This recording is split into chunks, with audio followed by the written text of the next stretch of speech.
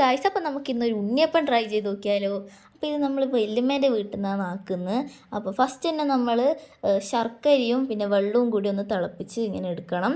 അതിന് ശേഷം നമ്മൾ എണ്ണയിലേക്ക് ഇങ്ങനെ തേങ്ങാക്കൊത്തിട്ട് ഒന്ന് ഫ്രൈ ചെയ്തെടുത്ത് മാറ്റണം.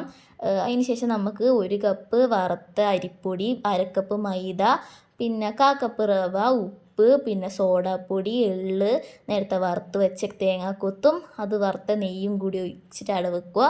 അതിന് ശേഷം നമുക്കൊരു ജാറിലേക്ക് പഴവും ഏലക്കയും വെള്ളവും കൂടി ഒഴിച്ചിട്ട് നേരത്തെ ആക്കി വെച്ച് ഈ മിക്സിലേക്ക് ഒഴിച്ചിട്ട് നമുക്ക് മറ്റേ ശർക്കര പാനിയും കൂടിയിലേക്ക് ഒഴിച്ച് നല്ലോണം മിക്സാക്കി എടുക്കുക. എന്നിട്ട് ഇതിൻ്റെ കൺസിസ്റ്റൻസിക്ക് അനുസരിച്ച് നമ്മളത് ഒഴിച്ച് ഒന്ന് മിക്സ് ചെയ്ത് കൊടുക്കുക. വേണമെങ്കിൽ നമുക്ക് കുറച്ച് വെള്ളവും കൂടി ഒഴിക്കാം. അതിന് ശേഷം നമ്മളിത് ഒരു 3 മണിക്കൂറേക്ക് ഒന്ന് അടച്ചു വെക്കണം. അപ്പോൾ ഇത് കുറച്ചിങ്ങനെ തിക്കായിട്ട് വന്നിട്ടുണ്ടാവും. അപ്പോൾ ആവശ്യത്തിന് വെള്ളം ഒഴിച്ചിട്ട് നമ്മൾ നല്ലോണം ഒന്ന് മിക്സ് ചെയ്ത് കൊടുക്കണം.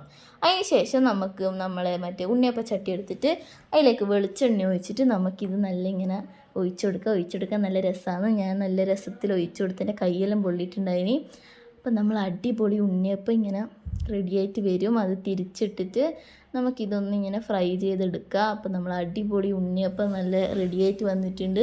ഇതിനെന്തോ സാധാ പോലെ അത്ര കളർ വന്നിട്ടില്ല. നിങ്ങൾ മറ്റേ വെല്ലത്തിൻ്റെ ഇത് പാനിയുടെ തിക്നെസ് ഒന്ന് കൂട്ടിയാൽ മതി. അപ്പം നല്ല അടിപൊളി ടേസ്റ്റാണ് ഉണ്ടായത്. പക്ഷേ അപ്പം ശരി, ഇതൊന്ന് ട്രൈ ചെയ്ത് നോക്കുക കേട്ടോ.